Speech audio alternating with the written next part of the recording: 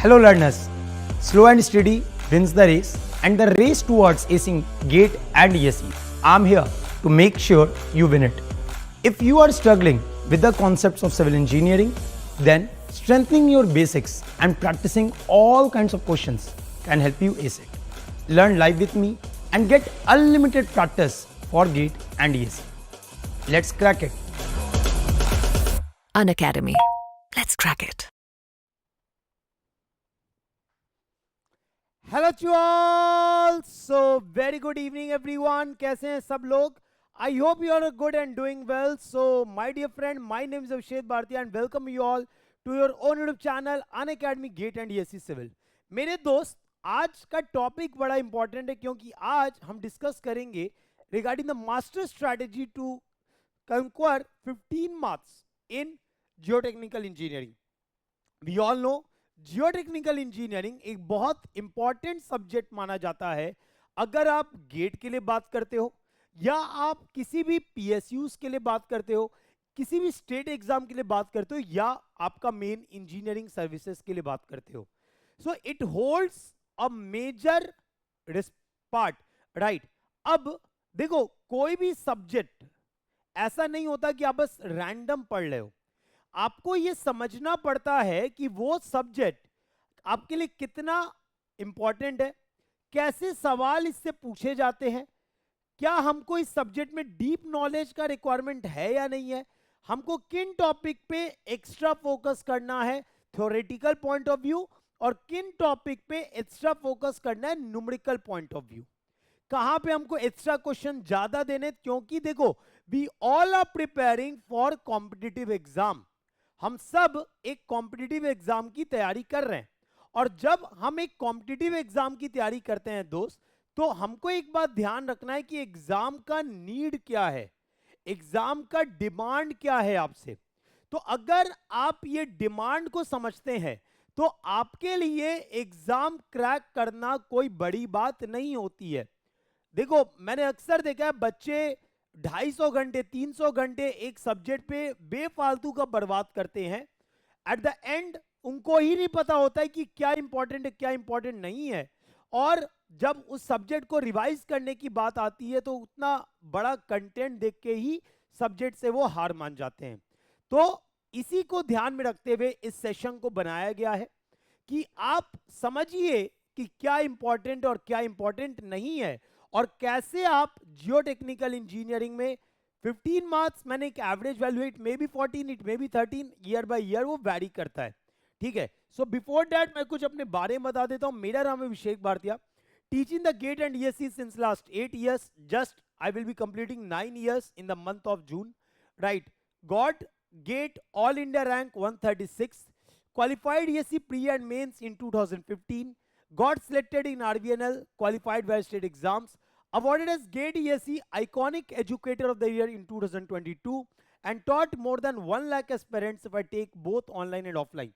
Now my dear friend, before moving forward, मैं आपको weightage समझाना चाहूंगा of GATE, engineering services, state exams, PSUs और एनी ऑफ द इंटरव्यूज जो भी आपको टेक्निकल राउंड्स होते हैं. तो सर समझेंगे यहाँ पे जियोटेक्निकल इंजीनियरिंग के लिए अगर आप गेट की बात करो, that is graduate aptitude test for engineering या इन इंजीनियरिंग आप बोलो.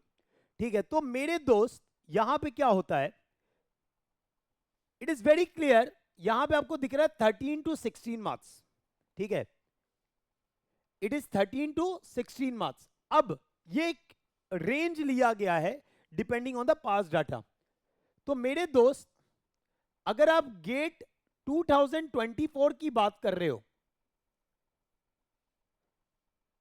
तो यहां पे कितना मार्क्स का था? It came for 13 marks. ठीक है. तो ये रेंज है, ये वैरी करता है, कभी 13 है, कभी 14 है, कभी 15 है, कभी 16 है. मैं आगे आपको दिखाऊंगा अभी.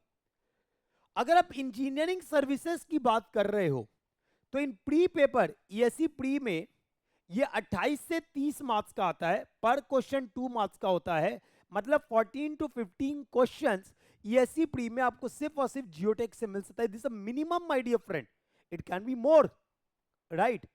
Then you come for ESE mains, यहां पे 60 से 80 मार्क्स मेंस के क्वेश्चंस, ये अगेन मैं मिनिमम बात कर रहा हूं, ठीक है, यहां पे सिर्फ और सिर्फ जियो टेक्निकल इंजीनियरिंग से आते हैं, ठीक है।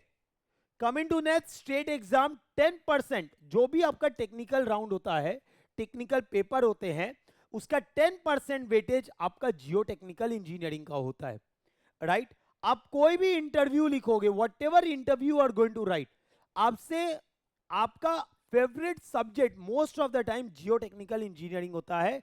और जब आप जियो टेक्निकल इंजीनियरिंग बोलते हो तो सबसे इंपॉर्टेंट पार्ट आता है यहां पे टेस्ट, जो कि आपके इंटरव्यूज में खासकर पूछा जाता है, और बहुत से एजर्शन रीजनिंग टाइप क्वेश्चंस होते हैं जो आपसे इंटरव्यू में पूछे जाते हैं।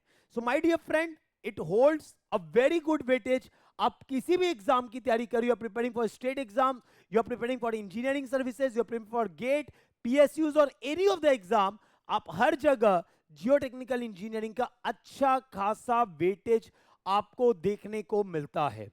नाउ माय डियर फ्रेंड, तो ये तो हो गया, मैंने हर एक एग्जाम को लिया, अब मैं गेट स्पेसिफिक आ रहा हूं।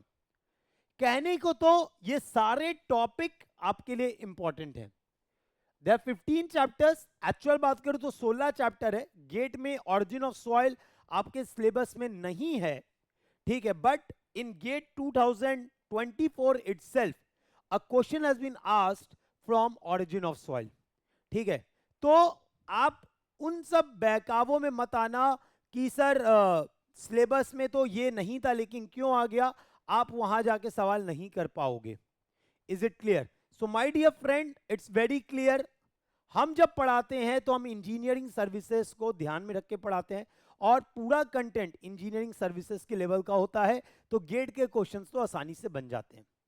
अब अगर वेटेज वाइज बात करोगे तो गेट 2018 अगर आप बात कर रहे हो तो इट इज ऑफ 12 मार्क्स, उसके बाद 11 मार्क्स, फिर 13 मार्क्स, सेट 1 सेट 2 है ये, उसके बाद एक सेट में 13 आया, एक सेट में 11 आया, एक सेट में 14, एक सेट में 12 आया।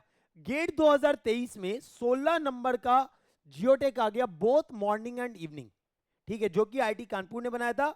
और गेट 2024 आपका 13 नंबर, दैट इज 16 नंबर आपका 23 में आया और 13 नंबर आपका 24 में आया, ठीक है। तो ये तो आपका वेटेज आपको देखने मिला इन द डिफरेंट ईयर्स, जो कि एक एवरेज बोल रहा है कि 12, that is around 14 to 15 marks आपका इस टॉपिक से पूछा जा सकता है। नाउ अगर आप टॉपिक वाइज बात करोगे तो आपको लग रहा होगा सर कुछ चैप्टर्स तो ऐसे हैं जहां से क्वेश्चंस आते ही नहीं है।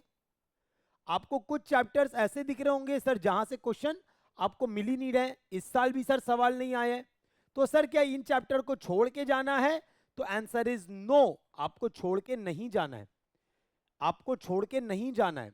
क्योंकि आप मानो पढ़ा आपने सॉइल वाटर रिलेशनशिप, आपका उस साल सवाल नहीं आया, जैसा आपने देखा होगा यहां पे देखो 2019, 20, 21, 22 सवाल नहीं आया था, सडनली दे आस्क्ड इन 23, 24, ठीक है। तो ऐसा नहीं है वो सवाल नहीं पूछेंगे, वो पूछेंगे। अब उनके पास चैप्टर्स इतने हैं और उनको बड़ा क्लियर है कि भाई मेरे को इतना ही क्वेश्चन पूछ सकते हैं, ठीक है, लिमिटेशन है ना, तो इसी कारण से कुछ चैप्टर को कभी स्किप हो गया तो अगले बार उस चैप्टर को इंक्लूड कर लेंगे। Is it clear? So my dear friend, ये आपको कंप्लीट डाटा है, और अगर मैं कुछ इंपॉर्टेंट चैप्टर्स बोलूं जहां से हाई परसेंटेज चांस है कि क्वेश्चन आना ही आना होता है, तो वहां पे उसमें कौन कौन से हैं? एक है कंसोलिडेशन, एक है आपका शियर स्ट्रेंथ ऑफ सॉइल, एक है आपका earth pressure retaining wall, other is the stability of slope, and one is the seepage in soil. अब मेरे दोस्त, सीपेज आप तभी बढ़िया कर पाओगे जब आपका स्ट्रेस और परमिएबिलिटी बढ़िया होगा, ठीक है। सीपेज आपका तभी बढ़िया हो सकता है जब आपका स्ट्रेस और परमिएबिलिटी क्या होगा? बढ़िया होगा। अगर आपका सॉइल वाटर रिलेशनशिप बढ़िया नहीं हुआ तो यहां पे जब आप न्यूमेरिकल बना रहे होगे इन द अपकमिंग चैप्टर्स तो आपको प्रॉब्लम आएंगी, ठीक है। इंडेक्स प्रॉपर्टीज में जब आपका कंसिस्टेंसी लिमिट चैप्टर है, कंसिस्टेंसी लिमिट जो टॉपिक है, वहां से सवाल बहुत पूछे जा सकते हैं, ठीक है। अभी रिसेंट ईयर में देखोगे सवाल नहीं दिख रहे हैं, ठीक है, इंडेक्स प्रॉपर्टी में बहुत ज्यादा सवाल आपको नहीं दिख रहे हैं, but they may ask. Soil classification से क्वेश्चंस कम हो गए हैं तो हम इसको भी ज्यादा वेटेज नहीं दे रहे हैं। सॉइल स्ट्रक्चर में आप देखोगे कि सर आपके सिलेबस में नहीं दिया हुआ है गेट में, लेकिन अगर आप कॉम्पैक्शन इन सॉइल आपको समझना है तो आपको सॉइल क्लासिफिकेशन समझना पड़ेगा। और इस बार गेट 2024 में ही आपको एक सवाल पूछा गया था जो कि फ्लॉकुलेटेड स्ट्रक्चर से सवाल था। अब कहने को तो वो कॉम्पैक्शन में जोड़ दो क्योंकि वो एमएसक्यू क्वेश्चन था, तो हम वो कहीं भी ऐड कर सकते हैं, ठीक है, लेकिन उसके लिए आपको सॉइल स्ट्रक्चर और कॉम्पैक्शन का एक थोड़ा बहुत नॉलेज होना चाहिए था, ठीक है। सो माय डियर फ्रेंड, मेरा कहने का पॉइंट ये है, देखो पढ़ना तो सब है, ठीक है, इसमें एक और हम जोड़ दे रहे हैं सैलो फाउंडेशन। तो बेसिकली अगर 1 2 3 4 5 6 ये 6 चैप्टर ऐसे हैं जहां से सवाल आने के चांसेस सबसे ज्यादा हैं, ठीक है। देयर आर हाई चांसेस कि सवाल जो पूछेगा वो इन चैप्टर से पूछेगा। लेकिन my dear friend, let me tell you कि आपको पढ़ना सारा है, क्योंकि ये तो ठीक है इसे पूछ लेगा, लेकिन अपने को क्या करना है, अपने को फुल मार्क्स स्कोर करना है। फुल मार्क्स स्कोर करने का सबसे बढ़िया तरीका है आप सब कुछ पढ़ें, आपको छोड़ के ना जाए। You learn, you understand each and every question. बात समझ में आया? आपको डिटेल्ड नॉलेज चाहिए। अब मैं ऐसा क्यों बोल रहा हूं वो समझ में आएगा क्वेश्चन के पैटर्न में कि किस तरीके का क्वेश्चन आपसे पूछा जाता है। तो मेरे दोस्त, यहां पे अगर आप जियोटेक में देखोगे तो न्यूमेरिकल और थ्योरेटिकल दोनों आपसे पूछा जा रहा है। मतलब आपको सिर्फ न्यूमेरिकल बना के नंबर नहीं मिल जाएगा, आपको थ्योरेटिकल नॉलेज भी अच्छा चाहिए यहां पे, ठीक है। क्यों? क्योंकि सर आपसे ज्यादातर मल्टीपल सेलेक्ट क्वेश्चन पूछे जा रहे हैं। अब मल्टीपल सेलेक्ट क्वेश्चन जब थ्योरेटिकल में आते हैं तो वहां पे multiple answers options can be correct. अब अगर वहां पे आपका डिटेल्ड नॉलेज नहीं है तो मल्टीपल सेलेक्ट क्वेश्चन को टिक करना आपके लिए मुश्किल हो जाएगा, ठीक है। सो वहां पे आपको गुड थ्योरेटिकल नॉलेज चाहिए ही चाहिए, ठीक है। अब न्यूमेरिकल में आपसे क्या डिमांड करता है, क्योंकि आपसे ज्यादातर न्यूमेरिकल आंसर टाइप के क्वेश्चन है, मतलब वहां पे आपको ऑप्शन को फिल करना है। आपके पास ABCD 4 ऑप्शन नहीं दिए होते मोस्टली, आपको ज्यादातर क्या दिया जाता है, NAT, आपको ऑप्शन को फिल करना होता है। तो ये आपसे डिमांड करता है एक्यूरेसी एंड स्पीड, ये दोनों आपसे डिमांड कर रहा है। ये आपसे एक्यूरेसी भी डिमांड कर रहा है, ये आपसे स्पीड भी आपसे डिमांड कर रहा है। तो since both accuracy and speed is required, तो यहां पे मेरे दोस्त ये चीज आपको ध्यान देना है कि आप इंटेंस न्यूमेरिकल प्रैक्टिस करेंगे। You are going to do intense numerical practice, ठीक है। कौन कराएगा सर? हम है ना कराने के लिए। इंटेंस न्यूमेरिकल प्रैक्टिस आपको चैप्टर्स में करने होंगे ताकि आप उन चैप्टर्स को अच्छा कर पाएं, ठीक है। तो क्योंकि आपको यहां पे एक्यूरेसी के साथ स्पीड भी चाहिए, ऐसा नहीं है कि आपने एक क्वेश्चन पे बहुत समय बर्बाद कर दिया, आप वो नहीं कर सकते हैं। So you need accuracy as well as speed, you need intense numerical practice, ठीक है। नेक्स्ट, जैसा कि मैंने बोला, क्योंकि एमएसक्यू क्वेश्चन है, आपसे क्या डिमांड करेगा, it will demand from you great subject knowledge, in depth subject knowledge, ठीक है। आप ये नहीं कि हवा में पढ़ लिए कुछ भी कि भैया ये होता है, ये क्यों होता है, आपको पता होना चाहिए। अगर वो फॉर्मूला, अगर वो जो बात आपको बोला गया वो एक्सपेरिमेंटल है फिर तो कोई बात नहीं, लेकिन अगर उसका एक रीजन है, अगर वो एक्सपेरिमेंटल नहीं है तो आपको उसका रीजन पता होना चाहिए, ठीक है। So it demands from you the in depth knowledge of the subject, ताकि आप थ्योरेटिकल क्वेश्चन बना पाओ। साथ ही साथ न्यूमेरिकल में भी कुछ छोटे छोटे चेंजेस करने के कारण पूरा क्वेश्चन आपका बदल जाता है, और अगर वो पार्ट आपने नहीं पढ़ा हुआ है तो आपसे क्वेश्चन नहीं बनता है, ठीक है। तो ये बात आप ध्यान रखेंगे। उसके बाद कुछ क्वेश्चंस आते हैं जो डायरेक्ट फॉर्मूला बेस्ड क्वेश्चन होते हैं। 1 से 2 क्वेश्चन ऐसे मिलते हैं, जैसे Sehwag formula C = WG, direct formula based question होता है। इंडेक्स, आपको रिलेटिव डेंसिटी का फॉर्मूला आ जाता है gamma D maths minus gamma D upon gamma D maths minus gamma D minimum. तो इस तरीका, मतलब बेसिकली ई मैथ्स माइनस ई अपॉन ई मैथ्स माइनस ई मिनिमम, ये वाला फॉर्मूला आपसे डायरेक्ट पूछ लिया जाता है, ठीक है। तो ये फॉर्मूले, इस टाइप के फॉर्मूलाज आपसे डायरेक्ट पूछे जाते हैं, ठीक है। मल्टीपल सेलेक्ट क्वेश्चंस, आपके 2 से 3 क्वेश्चन आपके एमएसक्यू क्वेश्चंस आते हैं, 2 से 3 क्वेश्चन आपके मल्टीपल सेलेक्ट क्वेश्चन आ सकते हैं। और एनएटी क्वेश्चन रफली आप देख लो, एनएटी आपका 50% है, रफली 50% है, ठीक है, 50% कम नहीं होता दोस्त, ठीक है। तो एनएटी क्वेश्चंस आपके 50 के अराउंड होंगे। तो वो अगेन मैं यही बात बोल रहा हूं, what it demands from you, it demands intense numerical practice. तो सर यहां पे आपको नॉलेज भी अच्छा चाहिए, कॉन्सेप्चुअल नॉलेज भी चाहिए। आप क्रैश कोर्स से सब्जेक्ट नहीं करना चाहिए आप लोग को, ये सब्जेक्ट आपको इन डेप्थ नॉलेज के अनुसार करना चाहिए।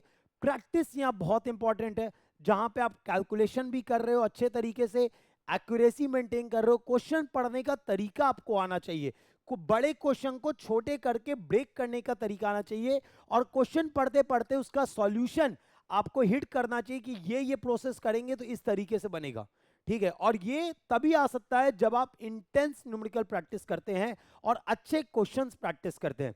तो सर क्या क्या तरीका क्या है? अब ये तो हम समझ गए कि सर ठीक है, इस तरीके के सवाल पूछे जाते हैं। तो अगला पार्ट ये है सर, क्या करना पड़ेगा हमको? तो मैंने 5 पॉइंटर्स के फॉर्म में बोला है in order to master the subject. I have given the 5 pointers to master the subject. सबसे पहला, डिटेल्ड कॉन्सेप्चुअल नॉलेज। यार देखो, जब हम अनअकैडमी में पढ़ाते हैं, हम कभी भी हवाबाजी नहीं करते हैं।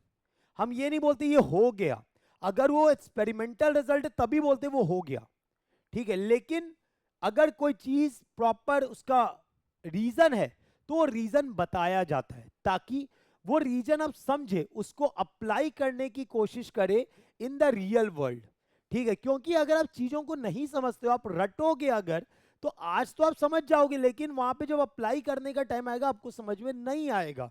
जब वही कॉन्सेप्ट को क्वेश्चन में आपसे पूछा जाएगा तो आपके लिए वो अप्लाई करना मुश्किल पड़ जाता है।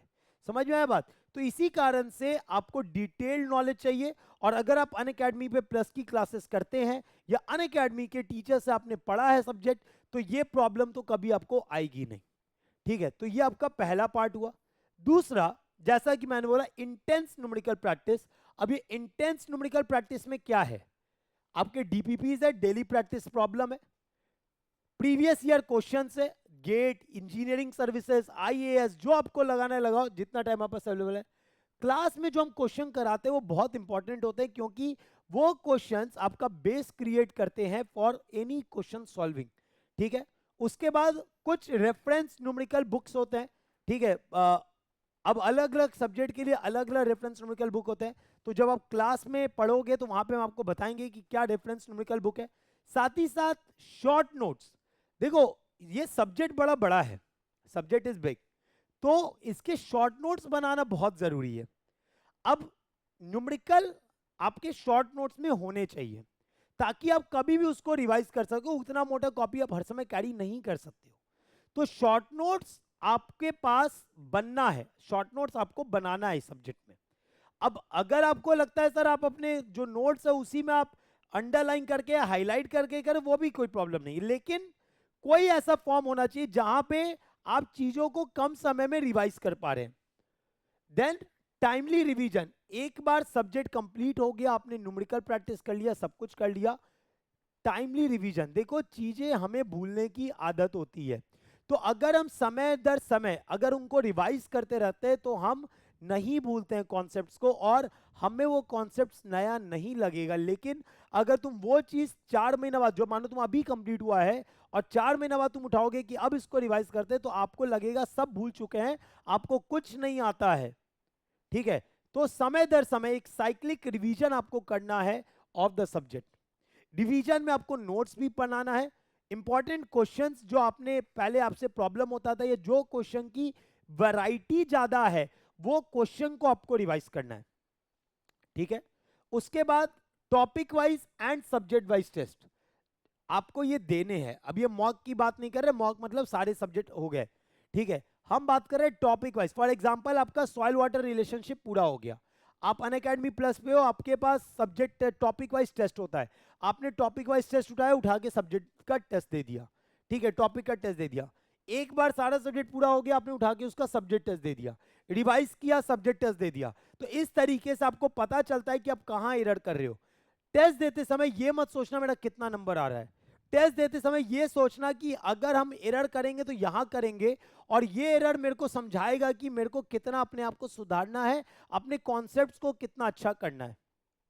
ठीक है, so that will be your regular topic wise and subject wise test. ठीक है, तो मेरे दोस्त, I am going to start the geotechnical engineering from tomorrow, that is your 18th, that is 17th of May, 17th of May, that is 8 PM। ठीक है, 8 बजे रात से कल से आपका जियो टेक्निकल इंजीनियरिंग स्टार्ट हो रहा है on Unacademy plus. I am going to start that. तो अभी ऑब्वियसली बात है, नया बैच आ रहा है तो आपके पास कुछ ऑफर्स भी होने चाहिए। तो मेरे दोस्त, ऑफर्स हैं, अगर आप गेट 2025 की तैयारी कर रहे हैं तो आप प्रतिज्ञा बैच ज्वाइन कर सकते हैं, and you can get the subscription only at 12,999। और अगर आप गेट 2026 को टारगेट कर रहे हैं तो आपको नीव बैच ज्वाइन करना है ओनली एट 24,999। ठीक है, आपको ये प्राइस तब मिलेगा जब आप कोड अप्लाई करोगे BHAR10, BHAR10। Once you apply the code, आप मुझे मैसेज करोगे in order to get my personal mentorship and guidance. ठीक है सर, मैंने सब्सक्रिप्शन ले लिया, बस मुझे मैसेज करोगे and I will ensure you कि आपका रिजल्ट अच्छा हो। ठीक है, आप अच्छे से आगे बढ़ो, आपको कोई भी दिक्कत है आप मेरे से हमेशा कनेक्ट रह सकते हो। ठीक है, so that is the free part that you will be having. These are the Bhartiya warriors जो गेट 2024 के रैंकर्स है। Prince Kumar, naval and marine engineering AIR 1, civil engineering AIR 34, civil engineering का AIR 34 रहा है। ठीक है, देयर आफ्टर गौरव चौधरी, अभी आपने वीडियोस देखे होंगे जहां पे Gaurav has was been interacted with us. ठीक है, and Mohammad Saqib and everyone, right. So मेरे दोस्त, जैसा कि मैंने बोला, 1 year subscription, that is 9 months का भी सब्सक्रिप्शन जो है, दैट इज अगर आप प्रतिज्ञा बैच ज्वाइन करते हो, आप सिर्फ 12,999 देके आप गेट 2025 की तैयारी कर सकते हो। You need to apply the code, that is BHAR10, BHAR10। ठीक है, आप चाहो तो साफ साफ 24 मंथ्स का सब्सक्रिप्शन ले सकते हो एट 24,999।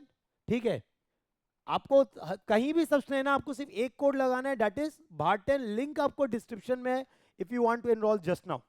ठीक है, आपको एक बात और बता दूं, कल से आपका सिर्फ जियोटेक स्टार्ट नहीं हो रहा है, साथ साथ आपका गुरुपाल सर का इंजीनियरिंग मैथमेटिक्स भी स्टार्ट हो रहा है। ठीक है, और ये स्टार्ट हो रहा है सुबह 9 बजे। तो आप फटाफट एनरोल कर लेंगे क्योंकि पहली क्लास मिस नहीं करनी है दोस्त। तो चाहे आप प्रतिज्ञा बैच ज्वाइन करें, चाहे आप नीव बैच ज्वाइन करें। और अगर आप आइकॉनिक लेते हो तो आपको books in the form of hard copy भी मिल जाते हैं, जहां पे लगभग नहीं भी तो अराउंड 19 बुक्स है जो आपको दिए जाते हैं। तो आप अवेल कर सकते हैं आइकॉनिक, और आप बुक्स को, जहां पे सिर्फ थ्योरी नहीं होगा, न्यूमेरिकल्स भी होगा आपके प्रैक्टिस के लिए। So I think if you follow this strategy, you are definitely going to master the concepts of geotechnical engineering, right? So with this, I will take the leave. Meet you all in the plus. Use the code BHAR10, join the batch, and we'll meet you in the class. Let's crack it.